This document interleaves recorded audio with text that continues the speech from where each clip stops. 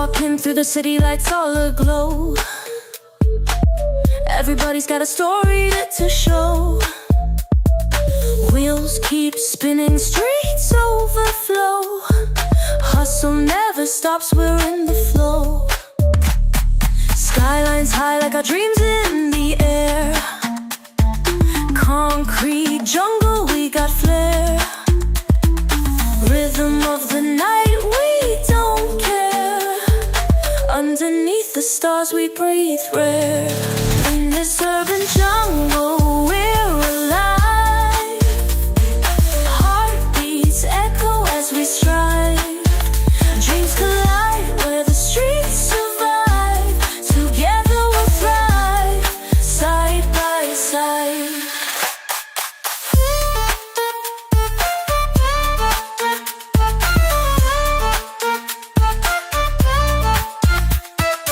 Echoes of the past linger near. Future calls, we face it with no fear. Every corner tells a tale so clear. In the city, we chase what we hold dear. Shadows and whispers blend in the night. City's pulse beats with all its might. Lost in the chaos, but it feels right. We rise above, reach new heights. In this urban jungle, we're alive. Heartbeats echo as we strive. Dreams collide where the streets survive. Together we'll thrive, side by side. Good morning, everybody. And today, these candidates here are vying to become the next Rotorua constituency for the Bay of Plenty Regional Council. But with every election, there's one thing stepping in their way, and that's your vote.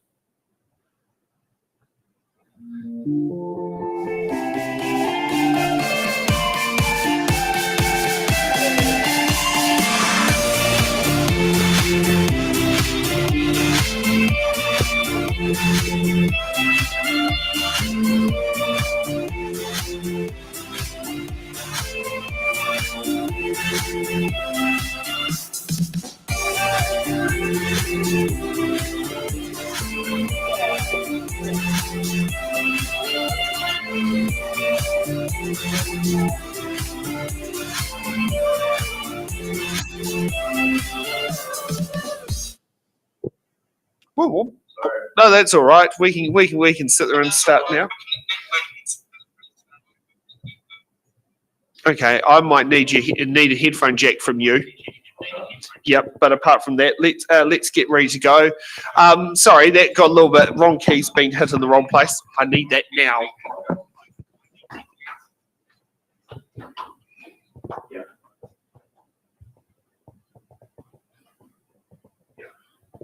That means we won't hear them. When I put the name tire on, we won't actually hear them on the screen. Okay, so sorry about that. That's what happens when the wrong key gets hit in the wrong place and things go a lot of fun, but that's joys of being live. So we've got three fantastic candidates here. We've got Lyle, Anna and Jude who are vying for your ticks and have decided to put their feet to the in the ballot fire. We'll kick off first with opening statements. Lyle, would you like to kick off with your opening statement of why you should receive one of the ticks from the Rotorua constituency? Kia ora tātou. I'm Lyle Thurston. I'm a sitting Rotorua constituency member on the Bay of Plenty Regional Council, and I'm seeking your support in these upcoming elections. I think I'm offering experience, I'm offering integrity, I'm a good communicator and engager, and above all, I think I have tenacity and am always very determined to see projects through to their conclusion. I believe I represent the community at all levels, both Māori and Pākehā, and I'd urgently urge you to give serious consideration to supporting me for re-election to the Bay of Plenty Regional Council. Kia ora tātou. Thank you for that. Okay, next up, Anna. Kia ora. Thank you, Sam, and thank you so much for organising this fabulous opportunity for us to connect with our community. My name is Anna Grayling, and I have been a Rotorua resident for 45 years now. I'm very passionate about our water, our lakes, our lands, and the air that we breathe. I believe that I would be an incredible candidate for you on the Bay of Plenty Regional Council. I bring 20 years experience plus in all facets of local resource management, law, sciences and ecology. I will advocate strongly for Rotorua ratepayers to ensure that we have our fair share of the regional council's resources, and I would really appreciate a tick in the box for Anna Grayling. Thank you. Thank you for that. Okay, next up, Jude. Kia ora koutou, I'm Jude. My home is Rotorua. I'm seeking the role of Rotorua Constituency Councillor because I believe that local government is entering a time of significant change, and I want to be involved in leading that change that protects the environment and protects our communities.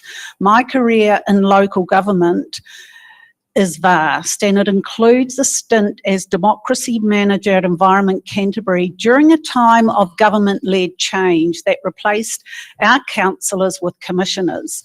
That taught me how to navigate complex issues while keeping communities at the heart of decision making. If elected, I will focus on the health of our lakes, preparing for climate change and ensuring the voices of Rotorua residents are heard in council's decisions. I bring experience, independence and a collaborative approach and ask for your support. Hey Jude. Okay, thank you for that. Okay, so let's get around to the box questions here. So just because we're doing things very, very slim down here, we'll be having, we've got our lovely trusty box here with questions in it. I'll shuffle cards as we speak so that you know that there's at least, there are random orders. Each candidate picks a box number and then when and then they answer the question that's in the box. If another candidate gets a question the candidate would like to use, they have one of two button cards they can sit there and use at any time. A limit to 2 per show. However, we can always pass motions like we do things here, and actually, you know, put a motion out that we could sit there and do it. So we have that. And if a candidate gets a question that they do not want to answer, they can always defer it to one of their fellow candidates. And I do have a random list order generated here. And Anna, you get to go first. What box number would you like to pick? Yeah, let's go box 8. Box 8. Okay, we got R for Rotorua. This is going to be the nervous one. Is always the first question is make sure, have you put in the right graphics? How will you incorporate Matarangi Māori knowledge into environmental planning and decision making? Thanks, Sam. Mā tauranga Māori, I think is the pronunciation you were looking for. Thank you for that.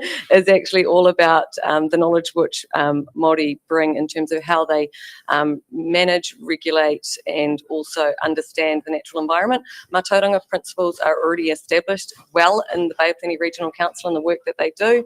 There's multiple examples of how they are leading the charge in bringing Mā tauranga Māori in part of their science programs. They use tau kora, traditional ways of capturing kora in our lakes programs already, and this is all examples of how they are bringing it into our monitoring of our environmental standards. So I think they're a great champion but can always do better, and I'm welcome any other opportunities to incorporate Mā tauranga Māori principles into the mahi that the Regional Council does.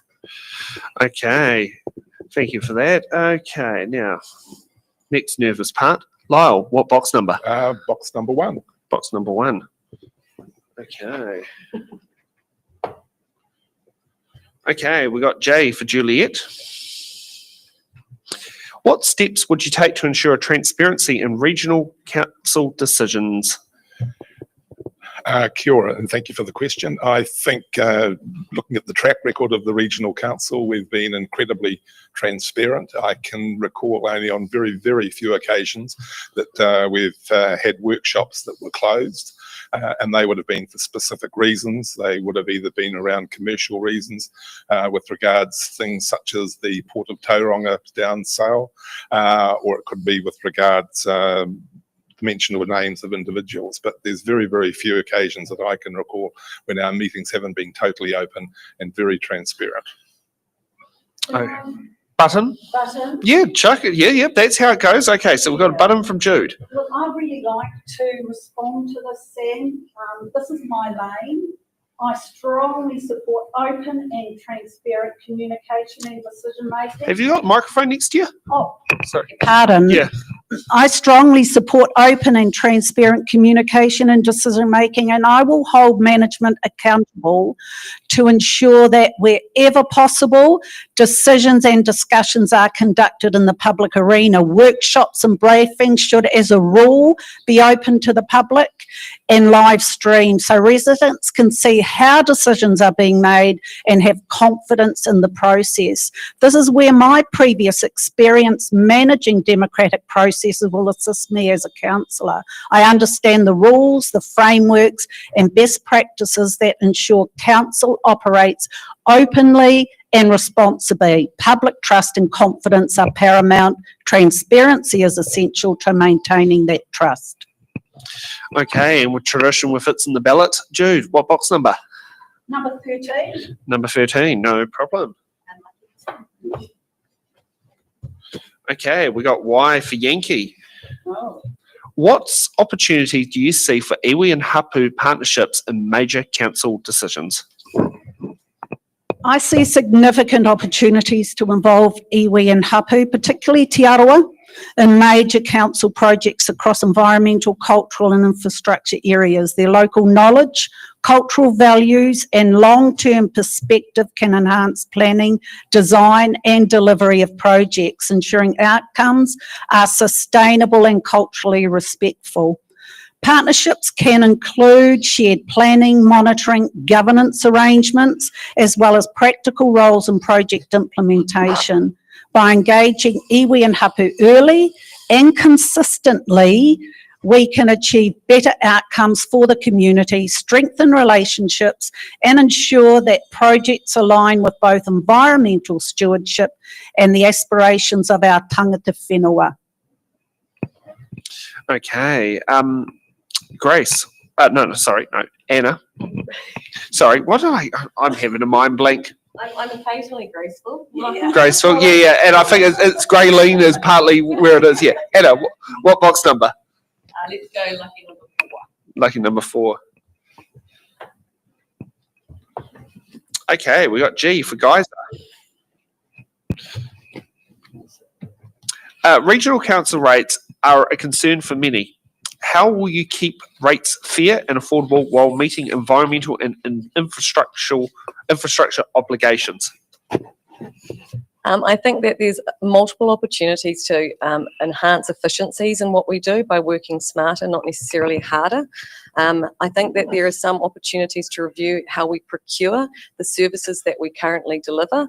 And just like any business, there's always ways to trim fat from all processes.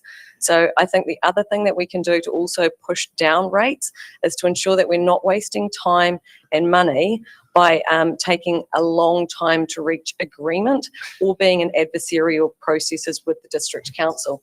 So I think it's going to be important moving forward on some of our major projects like the integrated stormwater catchment consents, as well as looking at how we deal with the wastewater for Rotorua. If we can do those in partnership, I think there are opportunities where we can save significant money for ratepayers. Okay.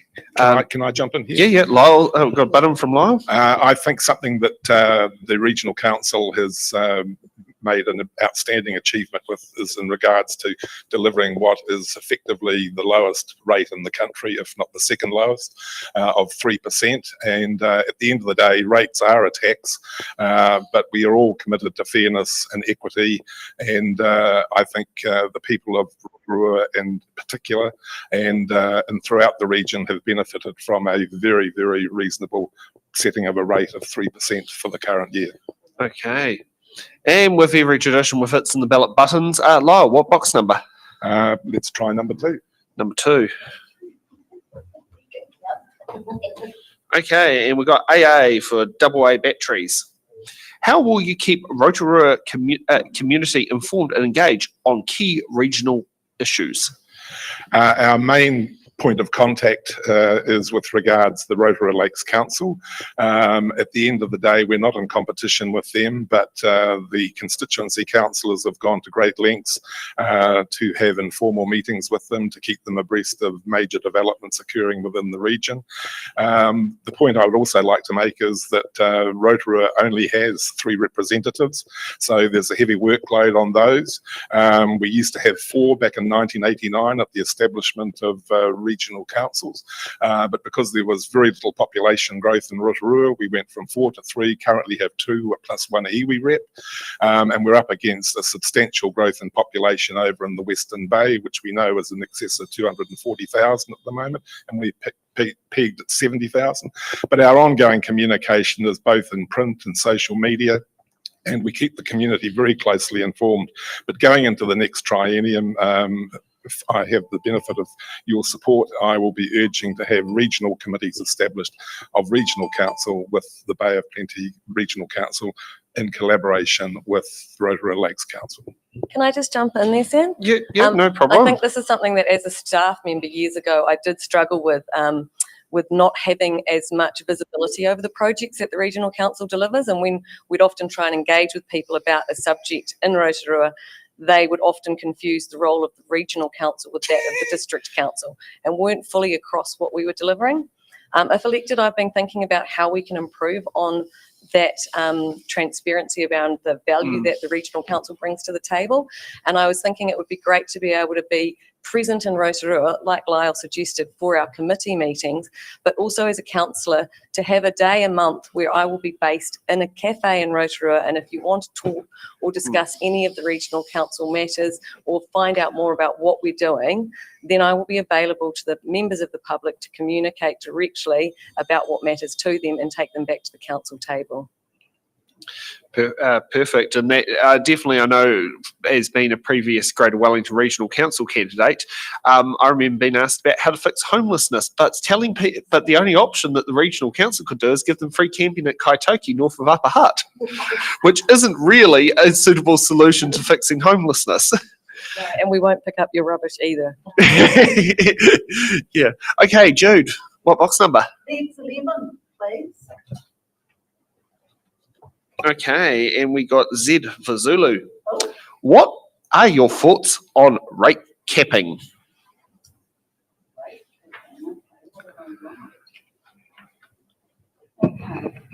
As a ratepayer, I'm fully supportive of rate capping. It helps keep costs manageable for households and ensures transparency in council spending. However, as a councillor, I would need to approach the issue with an open mind, listen carefully to the pros and cons before taking a firm position.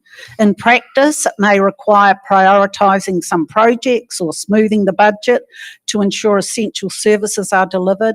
My focus would be on balancing affordability today while managing responsible decisions that don't create problems for future generations.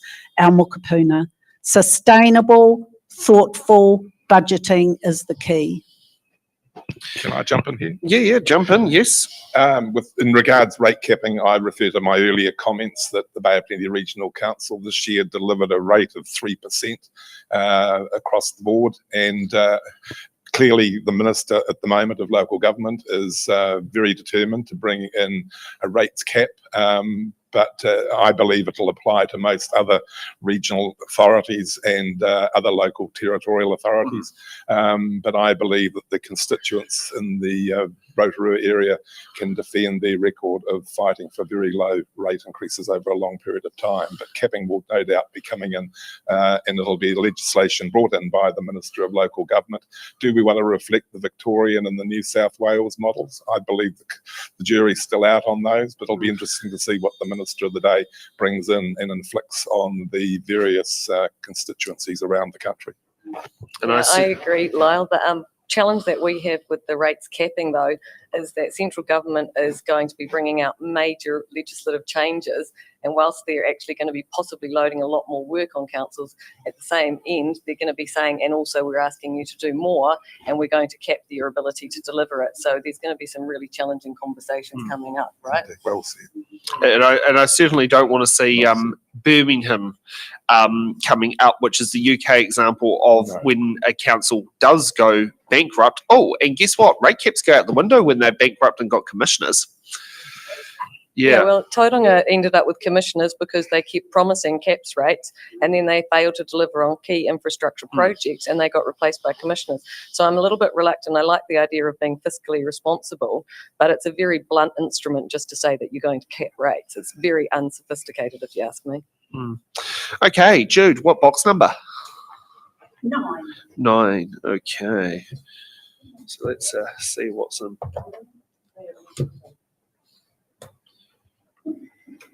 Okay. We got N for Nongataha.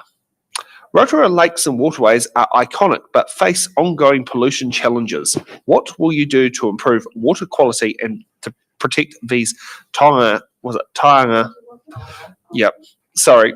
Yeah, my Māori ain't the best. It's a lot better. It's the best in the family, but it ain't the best in the population. Best in show. Yep. Yep.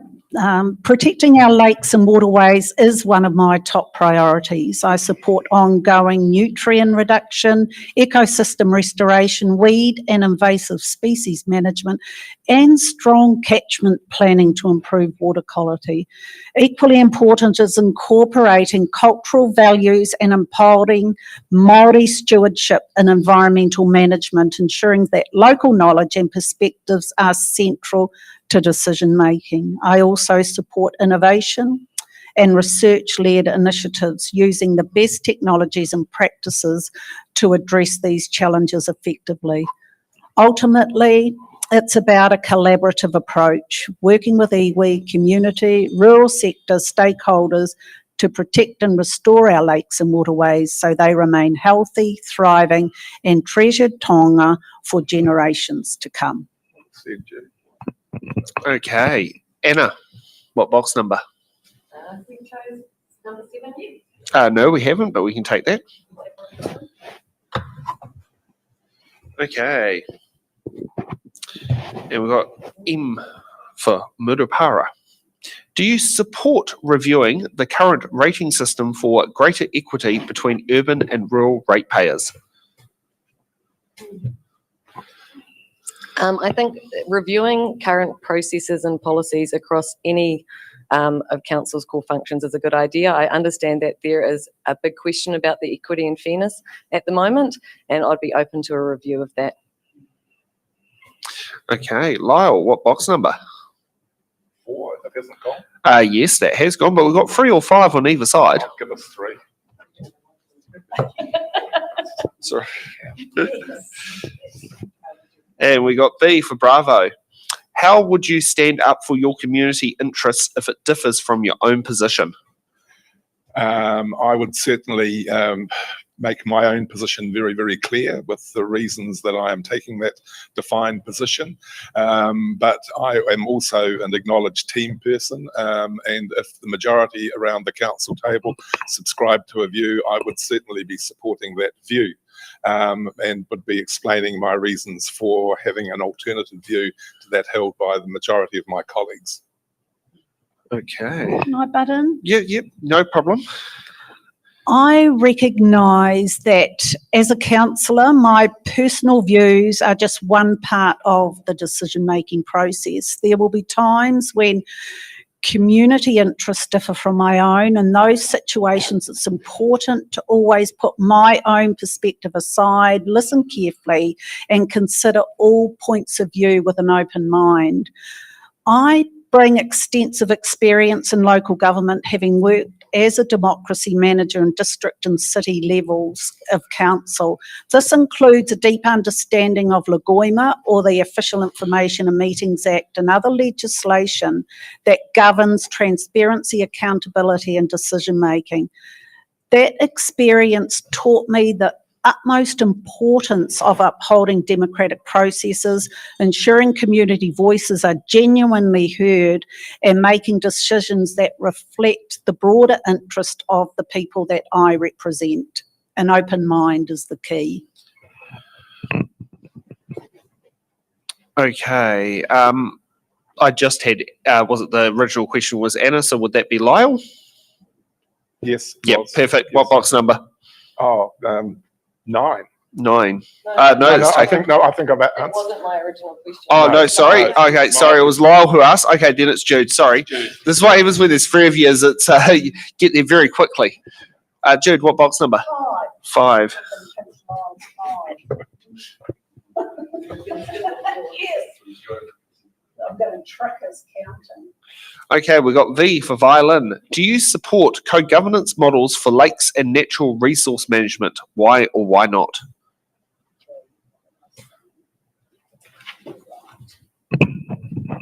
Yes, I support working collaboratively with iwi in managing lakes and natural resources, recognising that Te Arawa own the lake beds and hold kaitiaki responsibility as tangata whenua.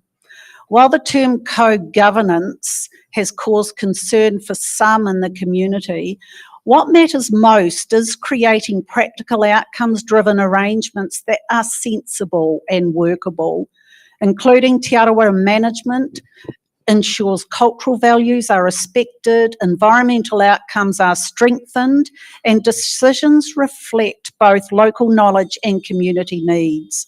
My approach is always respectful, inclusive, and focused on shared goals and vision, protecting Rotorua's lakes and waterways for current and future generations. Okay. Can I jump in here? Oh, Would agree okay. about We've the other ran lake out of strategy buttons, group. but we'd like to Co-governance sit has and been put on a motion. I put in the motion. Henry, can you please second it to give all candidates an extra 2 buttons? All those in favour say aye. Aye. All those opposed? The ayes have it. Continue. I fully support co-governance. It's a political hot potato in many sectors, but I think our performance and our track record as a regional council in terms of co-governance has been exemplary, going back to 2000 with the likes of the late Maureen Waka and Sir Peter Tratsky and Mita Riranui. They pushed long and hard to get Māori representation on the regional council, and they have ensured that through that long period of time since 2000, and when they were established they took their seats in 2004, we have been greatly valued in terms of our engagement with iwi and the contribution that we have acknowledged with them, and they have made an incredible contribution to the running and operation of Bay of Plenty Regional Council. But we have co-governance operating right across the Bay of Plenty, from the Rangataiki River down to the Kaituna, not to mention the major one in this area, the Rotorua Te Arawa Lake Strategy Group, in acknowledging, as previous speakers have said, that Te Arawa own the lake bed and their kaitiaki, and I am committed always, as I have proven on many occasions, to be fully supportive of hokaiing and the value of input from iwi, in particular in our region. Thank you for that. Anna, what box number? Number 9. Sorry, that's been taken. 10. Yes, we can take 10. Okay, we got O for Portiki. Do you support borrowing to fund major infrastructure, or should we focus on a pay-as-you-go model? Look, I think it's a challenging one, but I think for major pieces of infrastructure, which are going to have long-term benefits, so for things like your wastewater treatment plant upgrades and for huge investments in stock banks, then it needs to be potentially borrowed and paid back over time, whereas I think we shouldn't be borrowing anything for the day-to-day running or operational BAU. But definitely there is an opportunity where we do need to leverage funding for the longer term, larger pieces of infrastructure. Okay, Lyle. 11. Sorry, that's been taken, but we can give you a 12. Oh, why not? Give us 12.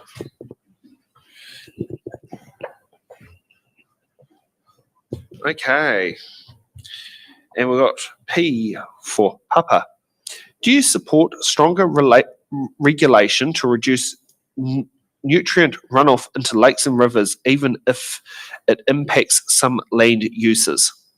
I think critical to this is our engagement with the land users themselves, and it has been a long pathway to get to where we are today with regards nutrient discharges into the lake. We for many years were at odds with our farming and rural community on this, but through initiatives such as the Rotorua Agreement and other initiatives, I firmly believe, to use the old adage, we're all on the same page now. We're halfway there in terms of our discharges into the lake. There's a substantial fund that is still there that's not totally utilised.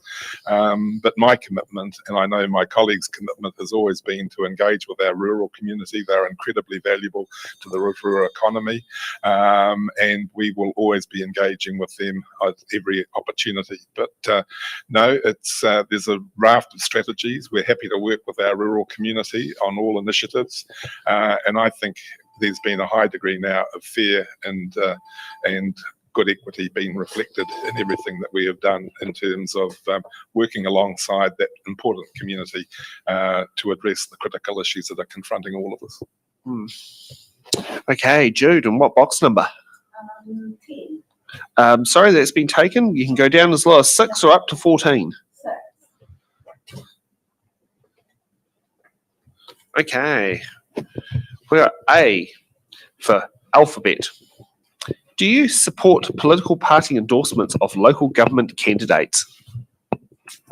Okay. I personally do not have any support from and would not seek support from any political party. I'm proud to stand as an independent candidate focusing solely on what is best for Rotorua and the Bay of Plenty. That said, I understand that some candidates may choose to seek party support to promote a particular policy platform, and I respect their right to do so. For me, the most important element is how we operate once elected. We must all come to the decision-making table with an open mind, listen carefully to differing points of view and make decisions based on what truly benefits our communities. Independence, collaboration and thoughtful deliberation are what matter most. Okay. Anna, what box number? I think you said 14 was available? Yes, 14's available. This is turning into a game of mega memory. Thanks, Sam. Oh, that's all good. That's all good. It's all right. Well, F for Foxtrot. How would you ensure Rotorua's unique interests are strongly represented at the regional council table? Well, I think we have got some unique differences here, particularly with our geothermal resources, as well as our lakes. They're not the same resources which the rest of the bay are challenged to manage.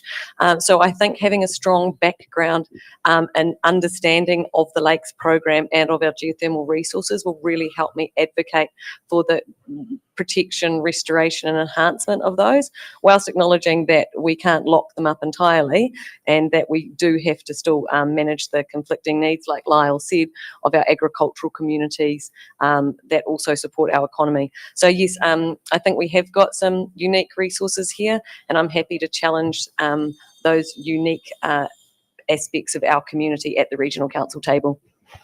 Okay, Lyle, what box number? I'll leave you to pick. Oh, okay. We'll go with the old driver's license age of 15. Considering it, probably a few of us here got our driver's license back at 15. Okay, we got E for Echo. What does good local representation mean to you, and how will you make sure residents feel engaged and informed throughout your term? Well, in terms of good representation, I think firstly we have to ensure that we are there in the coming years, as the politicians have made it very, very clear that they would like to see the sunset come down on regional councils. But I think it behoves all of us and all candidates to re-emphasise at length the role of regional councils and their value to the wider community, and the fact that they are totally different to TLAs in their roles and responsibilities. But I think The biggest challenges for us coming up will be climate change, which overarches everything. But I quite frankly believe that survival, we can't achieve anything if the tent has been pulled down on regional councils and our worth has not been valued by ministers and, dare I say, the Prime Minister of the day, who've all voiced an opinion that they don't see a long-term future for regional councils. So I think all candidates right around the country in regional councils need to make a concerted effort to emphasise the huge value that regional councils bring to both democracy and to the environment and to engagement with iwi throughout the country. Okay. Jude, what box number? 20.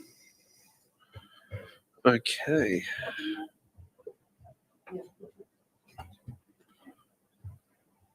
Okay, we got Q for Quebec. What is your plan for reducing the region's emissions and improving resilience to climate change impacts?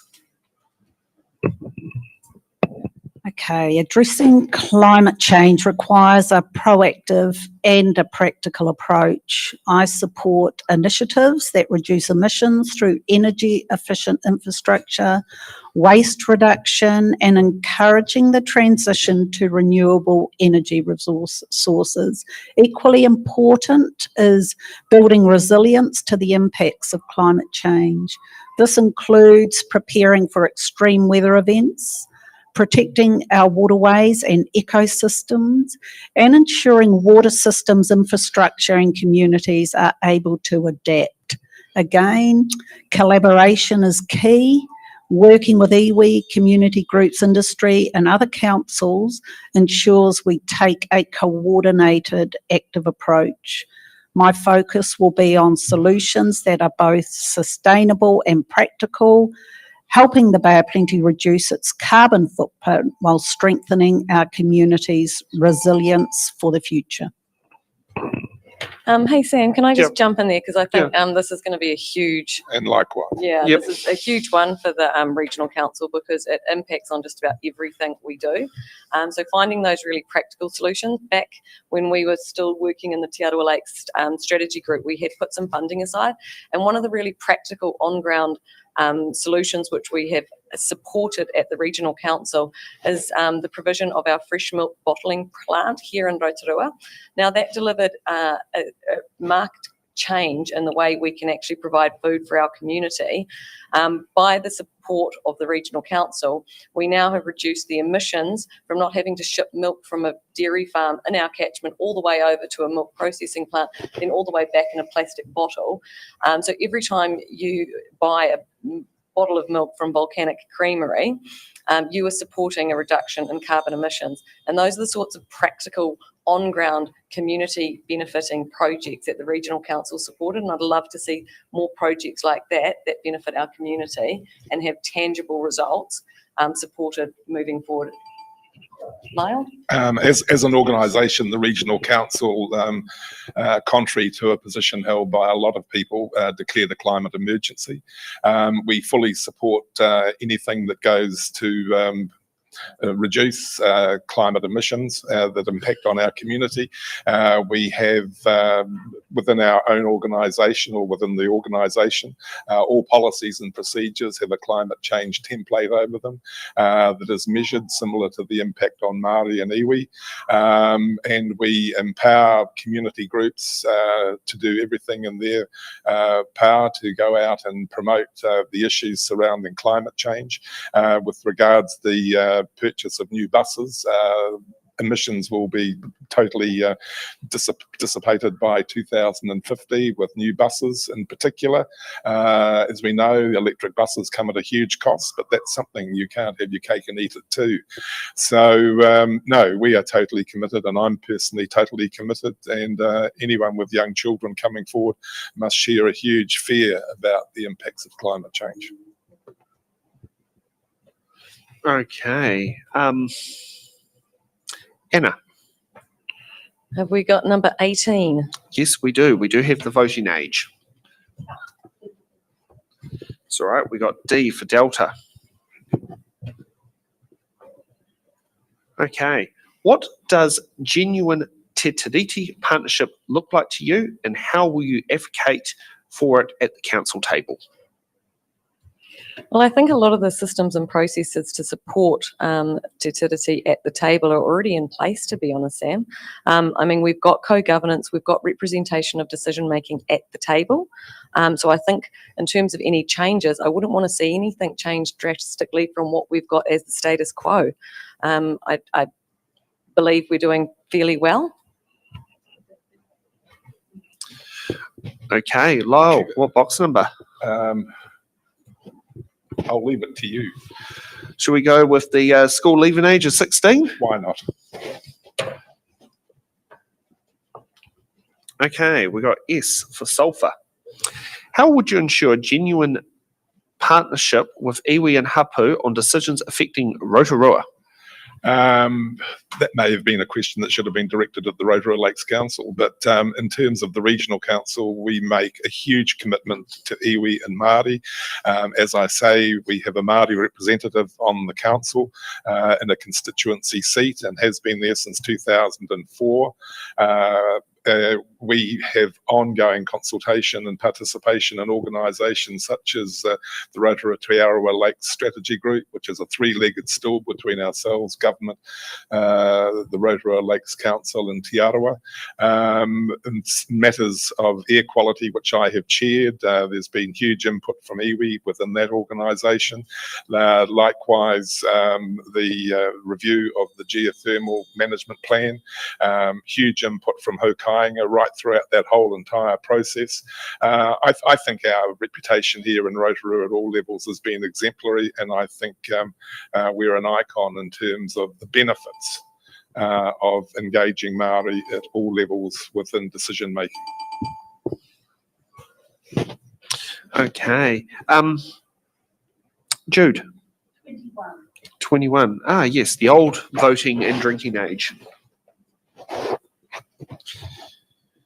Okay, we got X for xylophone. Do you support reviewing the current rating system for greater equity between urban and rural ratepayers?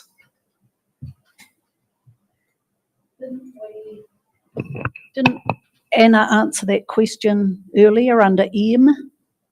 I think we've got to double up. I mean, I'm happy to answer it again, but I think that was asked. It's a double up. Yep. Choose another box. 22. 22. Okay, we got H for hotel, and sorry, that double up definitely did not get picked up.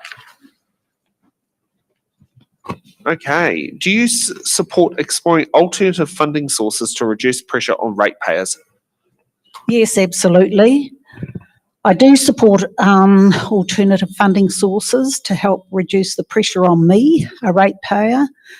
It's about finding ways to shift the funding so that the cost is shared more equitably across those who benefit. There may be opportunities for PPPs or grants or other innovative funding models that can deliver outcomes without placing the full burden on local households. And I'd be committed to exploring those all those practical options. But we need to ensure essential services, environmental protection, infrastructure needs are met while keeping rates fair and affordable for the community. Can I jump in? Yep, got Lyle jumping in. Yep. The greatest asset within the Bay of Plenty that's owned by everybody within this room and outside is the Port of Tauranga, and it is a $3 billion asset. And I think one of our problems within the Bay of Plenty is our largesse, and I think this is why we perhaps, and I stress the word perhaps, we're a focus for local government attention, central government attention because of our largesse. But that is for the benefit of all ratepayers in the Bay of Plenty. In terms of diversifying funding streams through Quayside Holdings, which is a council-controlled organisation that holds the shareholding of 54% in the Port of Tauranga. It also has investments in excess of $400 million, which is a flow-on benefit to all ratepayers in the Bay of Plenty, and that is reflected in your rates bill when you receive it. And I think, on average, most people within the Bay of Plenty who are ratepayers of the regional council receive a small dividend of about $400 in their rates bill. Thank you. Okay. Lyle, what box number? We must be towards the end of them now, are we? I'll leave it to you. Go for 23. Okay. Okay, we've got AB for the All Blacks. Do you support investments in alternative transport options like cycling and walking? Under the previous government, of course, there was a huge commitment to multimodal in terms of cycling and other forms of alternative transport modes. We have to operate under government instructions and government policy. It is fair to say the government is somewhat lukewarm in terms of multimodal transport, but there's been a greater push to have rail returned. I'm a great fan of rail, but rail has got to be cost neutral to the ratepayers. As we know, rail services like that of Te Huia in Hamilton that goes up to Auckland is hugely subsidised by ratepayers. And when the call is continuously out there to reduce impact of rates on residents, I think we have to be pretty frugal in that area. But if it can be cost neutral to ratepayers, I will support it, but by and large, it all comes with an extra cost. So, and as I say, we have to operate under government policy and rules and government intentions with regards their enthusiasm or whatever for multimodal as an alternative form of transport. Okay. Jude? 24. Yep, we can do 24. Okay. We got L for Lima. What should the regional council role be in improving public transport for Rotorua? This is really an area I'm an avid walker and cyclist, so I don't have detailed expertise in public transport, but I do support enhanced options that make it easier for our community to get around. It should be accessible, reliable, and increasingly powered by renewable energy systems to help address climate change. Personally, as I said, I walk, cycle, or drive to get around Rotorua, which I live close by near the CBD, but I understand that's not everyone has that flexibility. So council's role is to work with the community and other transport providers and look to provide sustainable outcomes for our community. Can I jump in? Yep, jump in. This past year, over 3.5 million people used public transport within the Bay of Plenty. I think all candidates would be confronted with a question when they raise this issue is why are our buses going around near to empty, if not empty? Buses I liken to public hospitals. People like to know there's a public hospital on the hill nearby, but they don't want to use it. Likewise, the analogy can be drawn with public transport. I don't use public transport, but my God, I want to know it's there if I ever need to use it. It's incredibly important to people who are less mobile, the disabled, people on low incomes. It is a service there. Every sophisticated city in the world has a state-of-the-art public transport system. We're a tourist town. We have to provide it. A number of years ago, over 1 million people a year were coming into the bus transfer station on Pukawatua Street, and it was moved. Patronage dropped slightly, but I think there are still a lot of people who rely on it, both aged, disabled, and whatever, and also school children who get free transport at critical periods during the day. But no, fully supportive of public transport. It's a got to have, but you do tire of the catch cry from people that why are the buses empty? We go out overboard to promote them, and they are there if you need them, be it in an emergency or just for convenience or to live your normal life. And something I don't think many people know, but whether the bus is 8-tonne or 18-tonne, it pays the same amount of road users per kilometre. So You know, that's something that a lot of people sit there and go, smaller buses will save money. Well, it won't save you on the road user charges. And can I just finish? And Yeah. the other issue too is that we need to be aware that the electric buses, when they're eventually rolled out, are incredibly huge affairs, and they're essentially batteries on wheels. They're incredibly heavy, and they do untold damage to roads and bridges and infrastructure. So there's a lot of things come with changing the mode of fueling buses. Yeah. Okay, Anna, what box number? 17. Oh yes, the age you can join the army at. Okay, we got T for Tauranga. How would you balance long-term asset renewals with keeping rates manageable? Long-term asset renewal. Well, it's kind of similar to the previous question around whether or not we're going to be borrowing for long-term infrastructure or using rates to fund our short-term day-to-day.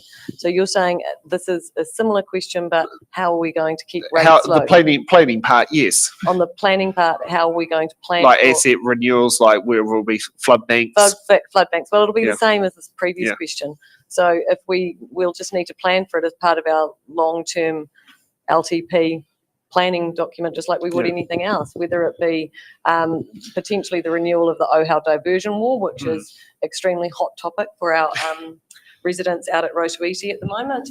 Again, planning for a piece of infrastructure. We were hoping that would last at the time for about 40 years.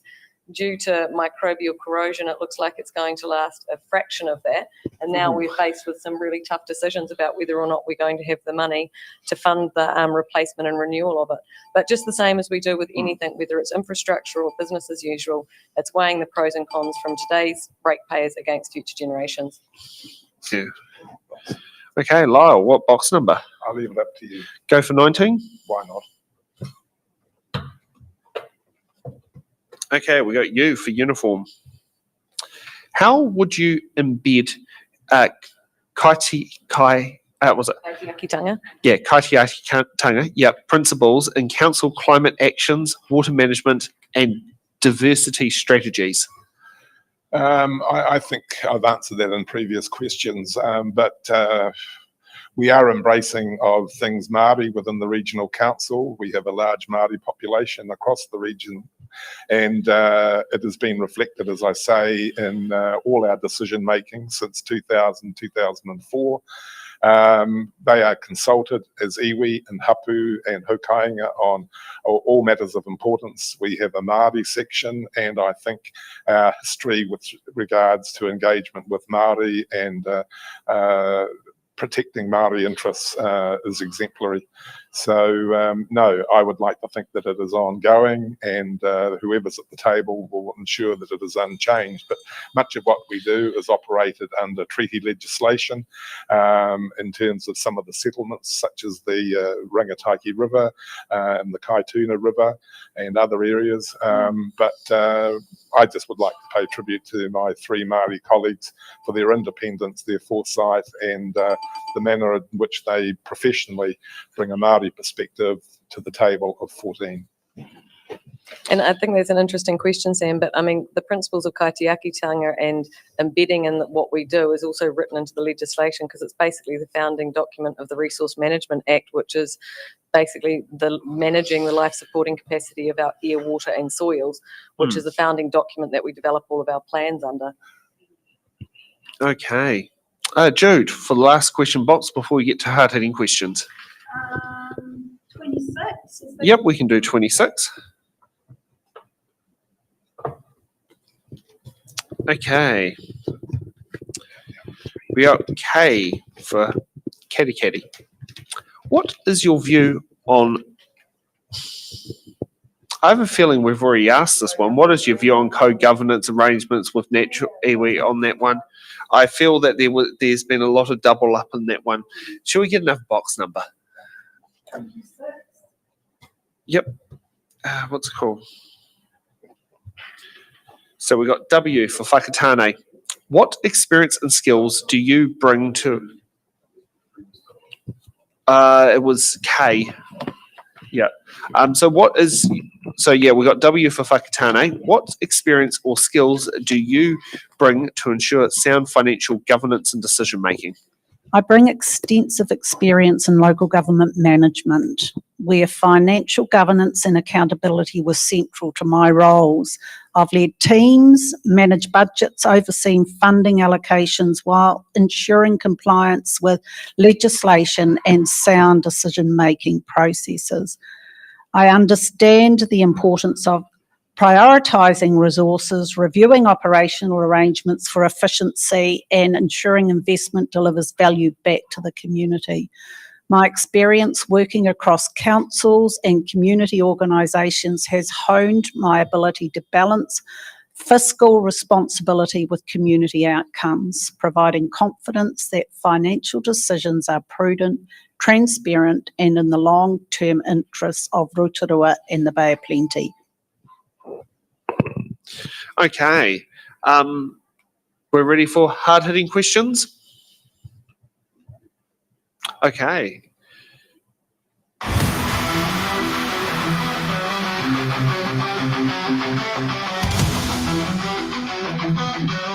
Hard-hitting questions. We don't get anything funny.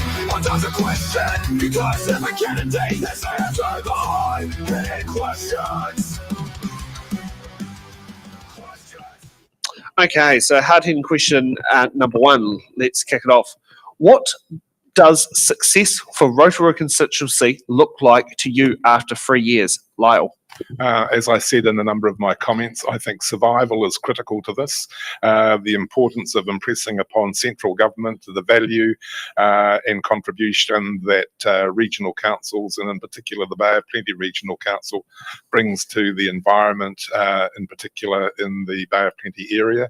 I think after 3 years there'll be another election, hopefully, and we will all be peer reviewed and measured on our performance. I believe that I'm a strong contributor to at the council table. I've got an attendance record of about 95%. In the next term of council, if I'm there, I will be pushing for regional committees to have much greater cooperation and liaison with the Rotorua Lakes Council.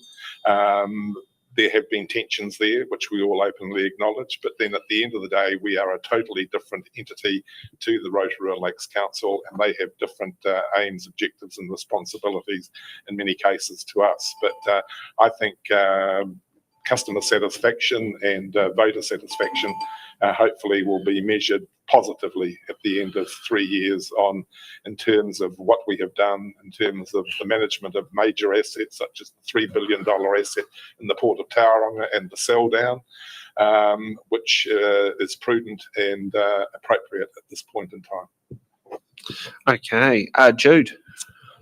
Success for Rotorua would be a fully informed community that respects its elected representatives for acting with integrity, with honesty and open communication. Residents should feel they understand council decisions and the reasoning behind them. It also, for me, means that Rotorua's regional and district councils are working effectively together with clear roles and responsibilities, delivering outcomes efficiently and collaboratively. Most importantly, success includes our iwi, particularly Te Arawa, feeling genuinely listened to and connected to council decision making. Achieving this vision ensures a resilient, engaged and thriving Rotorua community. Okay, Anna. For me, success means that Rotorua's unique needs are clearly visible and respected at the regional level. Like Lyle, I think if we are here in 3 years' time, or if we're not, I'm not sure which success looks like, but either way, all of the same critical responsibilities need to be managed.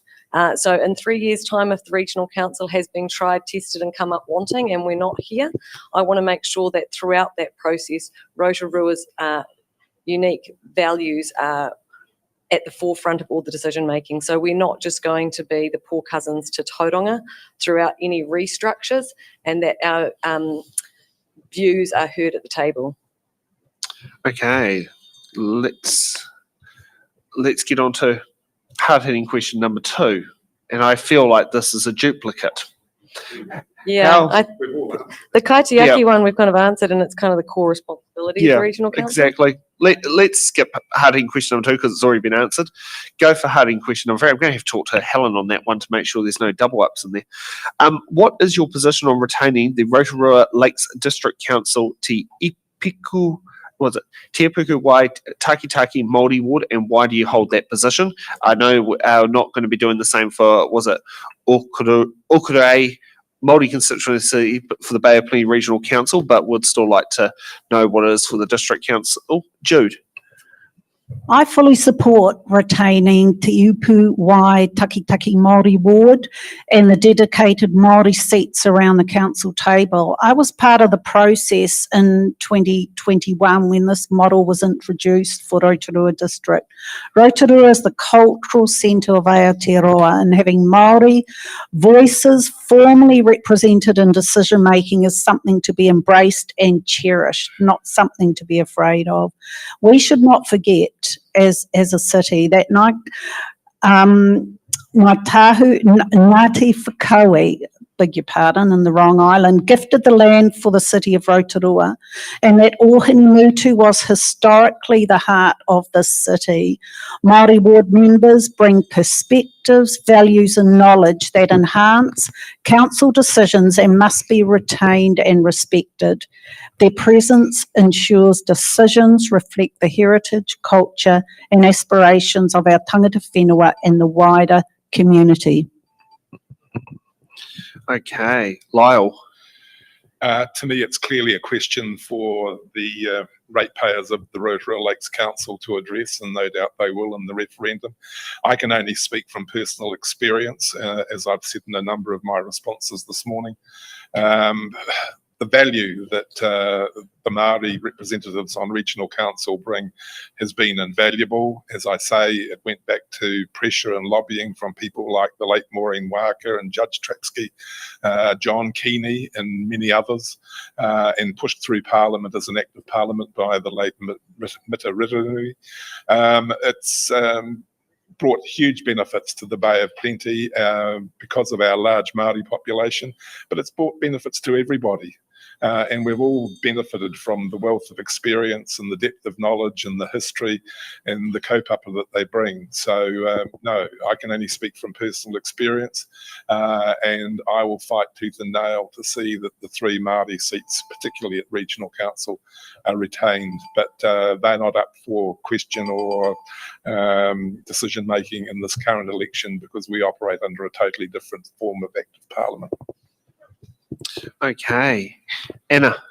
I think both of my colleagues here have summed it up quite nicely. I'm 100% supportive of retaining the Māori wards, but like Lyle said, it's not really a decision for the Bay of Plenty Regional Council. It's going to sit squarely with the voters of the Rotorua Lakes Council. So from my opinion, I think the wards actually honour Te Tiriti and should remain.